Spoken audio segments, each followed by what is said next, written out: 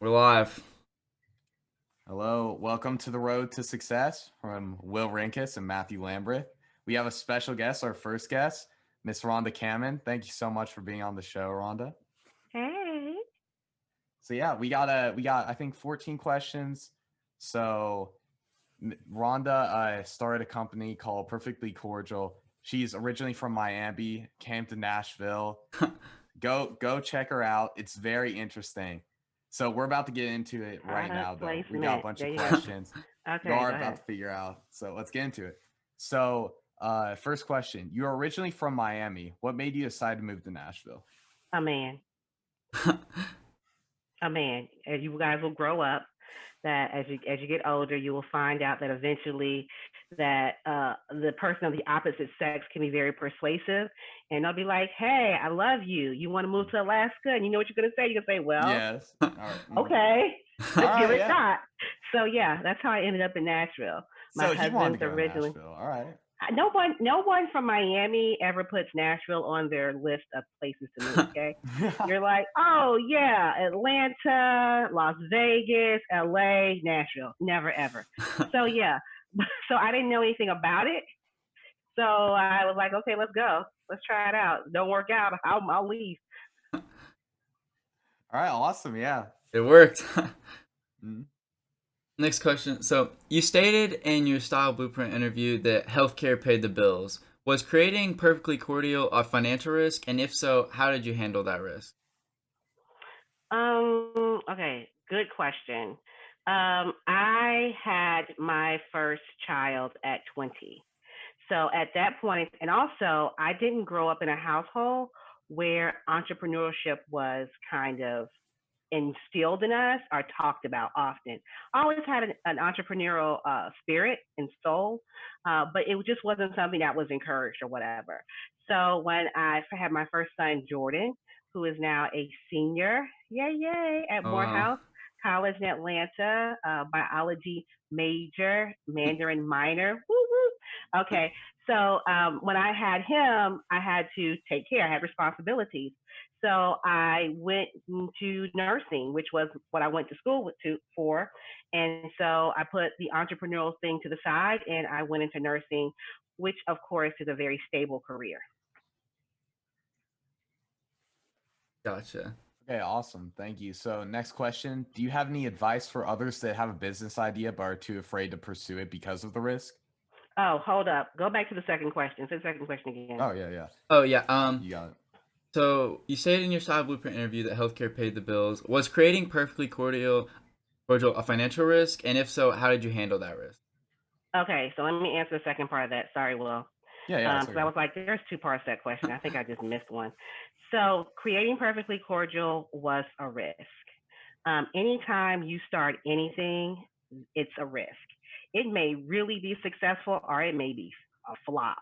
Um, so it was still a risk for me, but it was less of a risk because I was very established in my career and I still am. And Perfectly Cordial is like my third business. So I had Bar Seat, which is my other business, Bar Seat with RSC, which was still going strong, and I still have that till today. So it was somewhat of a risk because I bootstrapped.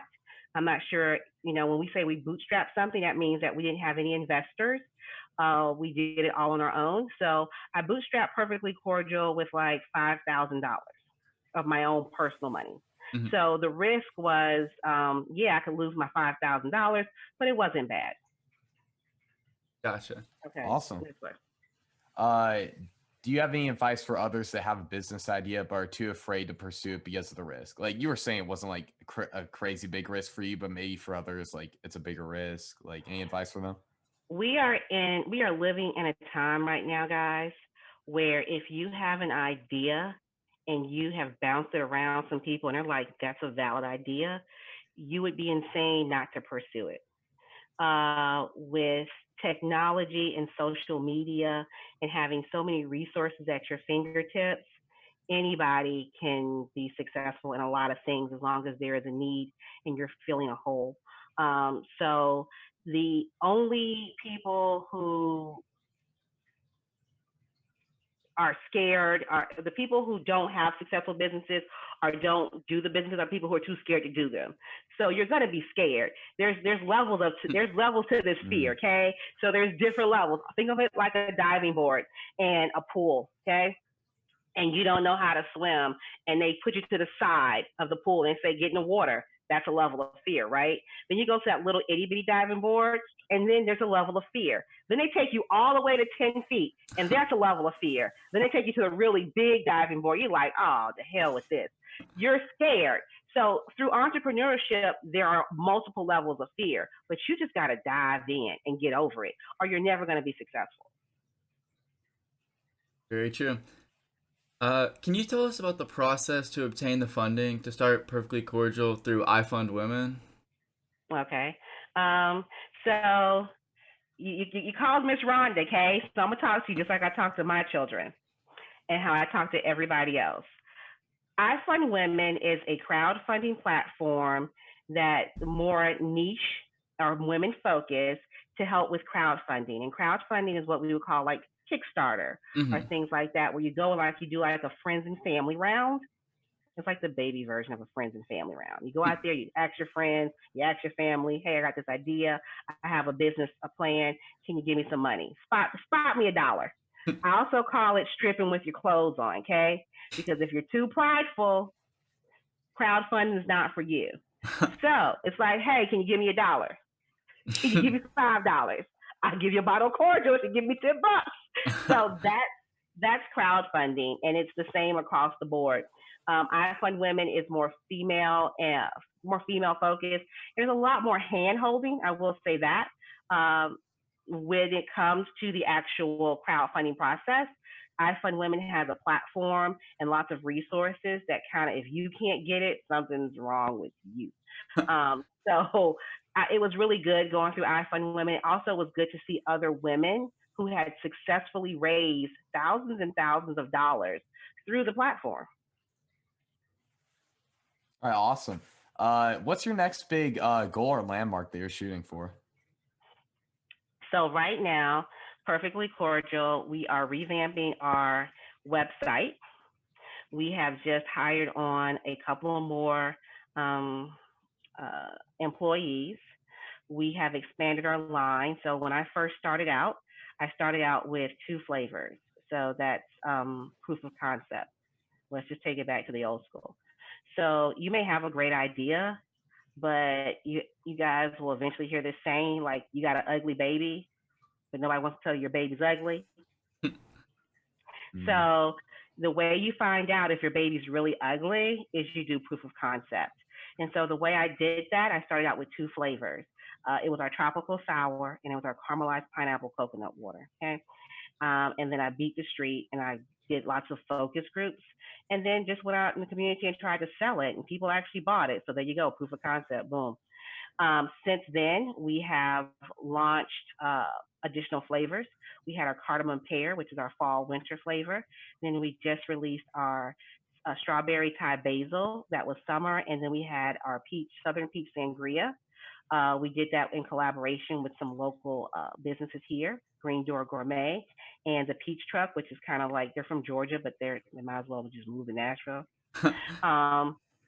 So we did that, and then we also released we just released yesterday our jalapeno mint. So we've expanded our product line, and we are looking to do a pre-seed round. That means we're taking on investors. That means a whole lot more stripping with your clothes on. With your clothes on, but you're just wearing a suit or something like that. So we're getting prepared for to do our first round pre-seed, and then we are already in a couple of stores in the United States. We currently ship anywhere in the United States, including Canada. We do Canada also. If you got the shipping dollars, we got the time in the box too. So our plan right now is to release our holiday gift packs, and then to expand our increased distribution. So distribution is when you have a product and it goes to multiple locations. So our goal is to increase distribution through wholesale accounts. That's like stores, boutiques, things like that. Cool. Was Perfectly Cordial created more as a personal project or as filling a need in the market? Both. So let's break this down, okay? I've been in healthcare for 21 years. I've been in hospitality for the same amount of time. My first job was uh, a waitress at Bennigan's. I moved up into the world when I was able to legally start serving alcohol. I started working behind the bar. And one thing that I know, boys, okay, let's keep this real, okay? People are never going to, no matter what's going on, they're never going to stop having sex. They're never going to stop dying because they never stop having sex. They're not going to stop having babies. They're not going to stop drinking. So the thing that I noticed in the market was that people love to drink. And it doesn't matter, even if it's a craft cocktail or a craft mocktail or anything in between, people love to drink. Can you think of anything that was a great time in your life where a beverage wasn't involved? Nope. There's always a drink There somewhere. usually is something Even there. even if it's like a sun drop, there's something in your Yeah. hand, you know. And so I saw that. But what happened with drinking and the drinking culture, it became a little bit more sophisticated, right? And so what used to cost you maybe $7, now because we use this term mixology, we now can charge you double, right? Right. Because I had to slap that mint, or I had to fluff out that garnish, I had to grate that nutmeg. Now that's costing you double. And so going out myself, I was like, there has to be a way for me to get the same quality beverage at my house without, having to source 13,000 ingredients.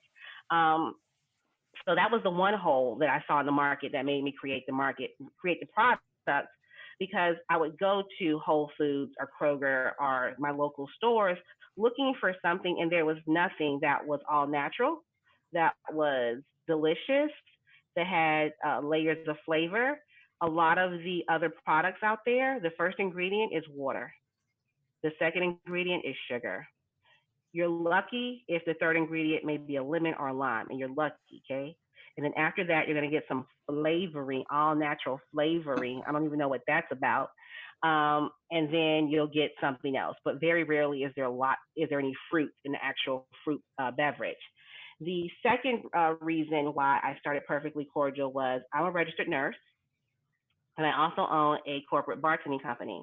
And so what I would notice is that during these corporate happy hours and these events, that 3 out of 10 people don't drink alcohol for one reason or the other. Okay. They just don't like it. It's not their beverage of choice. They're pregnant. They're in recovery. They work in the legal field. They just can't do it. And so I wanted to come up with something that could give people that wasn't a canned soda or a bottle of water.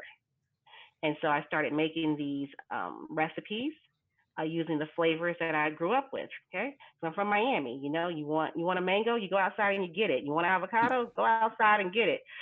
So we were raised and born around fresh fruit, warm spices, tropical flavors all my life. And so I started making these cordials, or these fruit mixers, and I started combining them with seltzer or tonic for people who didn't drink alcohol. It was a hit. It was so much of a hit that people started ordering the non-alcoholic stuff more than they started ordering the alcohol. So I was like, okay, we're on to something here. And so that's what it was. It was a need to save money and not sacrifice flavor, but also provide something to people that didn't always drink alcohol that tasted great. That's great. Awesome. Yeah. How did you balance keeping the Perfectly Cordial drinks healthy but also tasty? Oh, I do that by using whole ingredients, real ingredients. Um, Having that background in food and beverage has helped me a lot because I have experience with flavor profiles and uh, produce and food combinations and recipes. And so I know if I go out there and I say, hey, I want to do something with rambutan, I know what that is. So I always make sure that whatever is in Perfectly Cordial is a natural ingredient. It's a natural product. I pride myself on using fresh fruit. I pride myself on using organic cane sugar. I pride myself on using organic coconut water. I pride myself on using herbs and spices because that enhances the flavor of everything and it works in synergy. You know what I'm saying? So I stay true to what you put into your body will affect your body. And Hmm. that's why you see flavors with Perfectly Cordial like the strawberry Thai basil. Hmm. That's why you see stuff like that's why our tropical sour will taste more flavorful against anyone's sour. And yes, that's a challenge to whoever is watching this. Challenge. Our tropical sour will be anyone else's sour or margarita mix. Why? Because we have 4 different citrus fruits. Why? Because I spend more money to put yuzu in my product. Why? Because I spend more money to put kaffir lime leaf and Thai lemongrass in my product. So we if you don't stand for something, you'll fall for anything. So I want real fruit because it tastes better. There you go. Great. Awesome. How has COVID affected your business, and how have you adapted to the new market? So I think everyone is tired of the word pivot right now. You know, it's like we're all pivoting. Like, are we roller skaters? Are we ice skaters? What are we doing? Um, so it affected me. Okay, it was a double-edged sword. Okay, so there's like the pros and the cons. A lot of what I did with Perfectly Cordial last year were consumer facing markets. That's where I'm talking face to face with the customer and selling them the product. They're tasting the product. They're falling in love with the product. I'm making connections, new friends, new people, all that good stuff. Right, right. COVID was like, no, not today. COVID said, hold my beer. Watch this. And so I wasn't able to talk to customers. I wasn't able to interact. I wasn't able to sell my product that way. And so I already had a website, but I wasn't really utilizing it quite as heavily as I am now. So if anyone ever goes on my Instagram TV, you can see the growth of Perfectly Cordial through COVID because it was like, okay, everything's canceled. And a really interesting story right before everything got shut down, I was supposed to do the Nashville Women's Show. Okay, Mm. like 10,000 people over 4 days. And so, guess what? I had all of this product ready Ooh. for the Nashville Women's Show. So they cancel it. I'm looking to the side like, what in the HE double hockey sticks am I going to do with all this product? Hey, right, right. So here comes Instagram Live. I jumped on Instagram Live and I was like, look here, Rhonda, we got bottles. We got lots of bottles.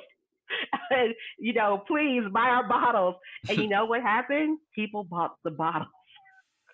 And so I kept it going, and I was very authentic, and I was very real, and I connected with this audience out there, and so they bought the bottles, and so they continued to buy the bottles. And so if you go, you'll see all of my Instagram lives where I just jump on, ad lib, wear a T-shirt. I was like, I'm not getting dressed up. Why? Uh, and so it really forced me to go out there and think of new ways to connect with the customer and to utilize the website that I had set up. And so it got me out of that comfort zone. I now have been able to uh, succeed surpass my sales online that I did last year face to face. Wow. And also, it has brought out a lot of collaborations.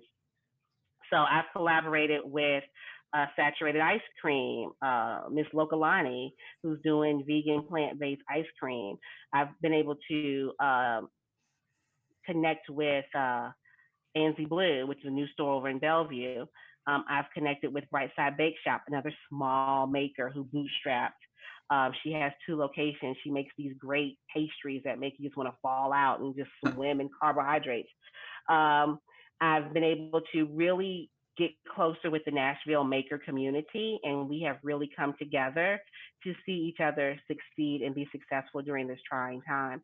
So I've lost revenue, but I've most definitely gained followers, friends, new customers, new relationships. That's That's very great. impressive. Was balancing family life with Perfectly Cordial difficult? Oh, bro, yeah, it's hard as hell. Okay, okay, okay, okay. It's hard. Trust me. Trust me. You too. You keep on living. You'll figure out how hard it is too. You guys stay on the road you're on now.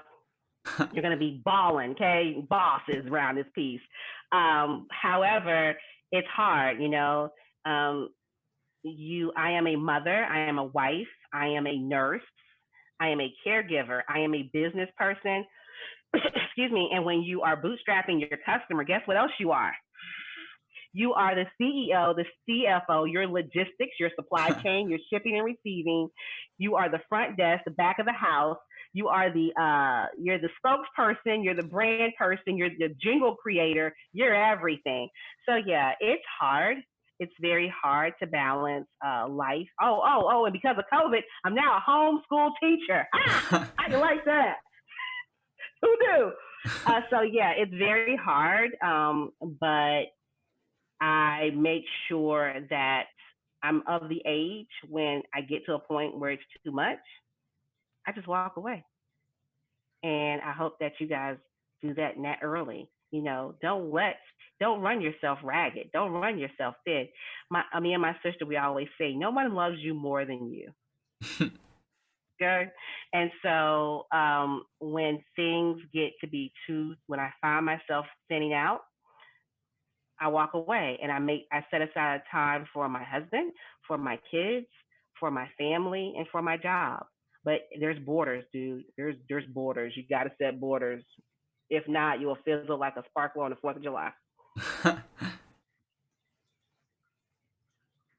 What's one thing you wish you knew when starting your business? That's a good question. I wish I knew what you guys knew. Okay. Now I'm not trying to deter anybody from going to a 4-year traditional college, but my husband's in sales. Okay, he's in tech sales. And let me tell you, there's two people, okay? You're either a buyer or a seller. Which one are you going to be? You'll be buying or you'll be selling. So if I could go back in time, I would have really put in the hours, the man hours, and started a business earlier. A sustainable business, okay? So there's a business and then there's a hustle, okay? You can hustle, and a hustle's only gonna last you so long. And it's quick. It's like you're there, and now you're grand opening, grand closing because of the hustle. However, if I could have gone back in time, I would have literally got myself connected with other entrepreneurs and started looking for a sustainable business, had a business plan out the gate, and worked that business while still going to college, maybe as a backup. Lots of people have done it. Hell, you know, Facebook, Uber, everybody. So that's what I would have done. There's been lots of businesses, and you're hearing them now. You're hearing about these millionaires at like 27, 28. They sold their first company before they were 30. It's like, what am I doing wrong? So that's what I would have done earlier. I'm for real. I work in healthcare. People aren't going to stop. Like I told you before, they're not going to stop having sex. They're not going to stop dying. They're not going to stop having babies. So I'm good. I'm good. I can always dive back into that pool whenever I wanted to. But having a business, being a seller and not a buyer, that's serious, dude. No, that's great advice. Very Have there been interesting. any resources that have helped you along the way? Yes. Network. Okay. Network your butt off. Just us talking now, you've networked. So if you say, if you call me Will and say, hey, Ms. Rhonda, I got this business idea. I need some help with this business plan. Guess what I'm gonna do? I'm gonna call my boy. I'm gonna connect. Hey, Will has this great idea. He has his business plan. If Matthew calls and says, hey, we're young, but we want to start, our financial thing. We want to get our finances together as a business. I'm gonna call people over at Studio Bank. I'm gonna say, hey, Harry, this guy named Matthew, he's trying to, open up a business account. Walk them through that. So networking is your best friend, okay? Don't let anybody tell you differently. It is about who you know and not what you know, okay? Because if you can know everything, but if no one knows you or you can't connect the dots, you are forever going to be the tree that falls in the forest that no one hears. Did it really happen? We don't know. We didn't hear it.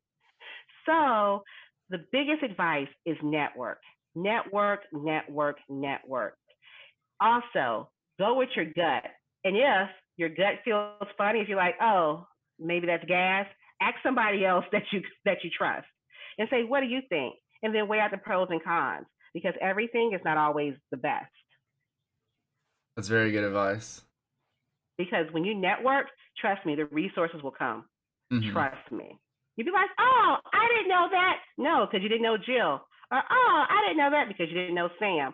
After you're talking to Sam, you're like, oh, really funny thing. Yesterday, we had a pop up at ANZ Blue, and this lady walks in. I thought she was a high school student. And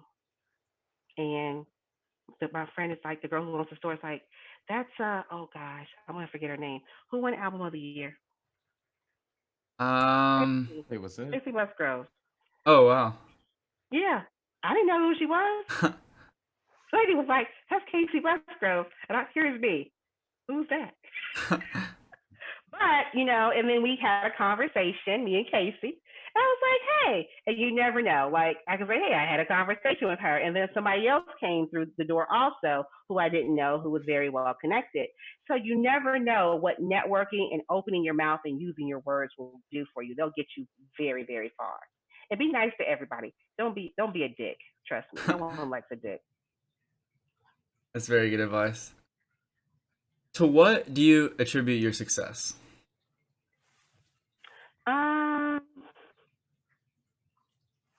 My tribe. So my tribe being the group of people that I surround myself with. Also being authentic. What you see is what you get. And also the spirit of discernment. So when I say that, it's like my gut. When my gut tells me, I kind of go. I've learned the hard way. Go with your gut. But I also have a group of people around me that keep me grounded, who keep me focused. Like I said, my husband, he's in sales. He's my biggest hole puncher.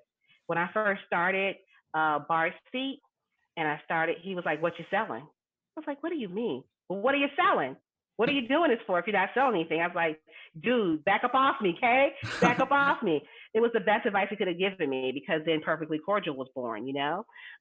So he is very, very strategic in helping me be successful. But also my gut, I use my words. I'm that person that will ask a question when everyone else is scared to.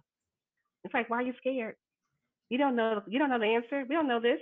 Everyone's all thinking it. So why not ask it? So I'm always the person that's going to ask the question, and asking those questions and opening up my mouth and using my words have opened many doorways for me.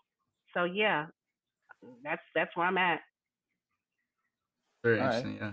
Where can our audience connect with you online? Good question. Good question. Let me tell you. I'm on Instagram, Perfectly Cordial. I am on Facebook, Perfectly Cordial. I'm on Twitter, Perfectly Cordial. LinkedIn, Perfectly Cordial. By email, perfectlycordial@gmail.com. On my website, www.perfectlycordial.com. Coming to TikTok soon, as soon as I can figure it out. But yes, just Google me, Perfectly Cordial. It'll pop up. Awesome. Perfect. And finally, our final question. What's your favorite mocktail? Ooh, good question. Right now, I am crushing really, really hard on the Perfectly Cordial Jalapeno Mint. Yes. And Topo Chico. Do you guys know what Topo Chico is? No. I do not. Oh, do you drink sodas? Yeah. Yeah, I do. Okay, stop drinking sodas. Mm. Go get you some Topo Chico. Topochico. It's like this mineral water, this effervescent mineral water. It's made in Mexico. It's like the best thing since ice, you know? So, and then if you guys send me your address, I'll send you a free bottle of Perfectly Cordial. I can send you anything. So I'll give you that. Try it with your Topo Chico. You'll never drink a soda again. Trust me. Trust me. Life's too short for BS. Treat yourself. Yeah, we'll try it out. Definitely, Yeah. yeah. That's great. Thank you so much. Hmm. Well, this has been great. Wonderful Mm-hmm. time. A lot of interesting information. It's been wonderful. Well, no, it was fun being here, and let's stay connected. I'm really interested to see where you guys go, and you never know. I always need some brand ambassadors. Let's Of make this. Yeah. course, anytime. Let's do this. Let's make this money.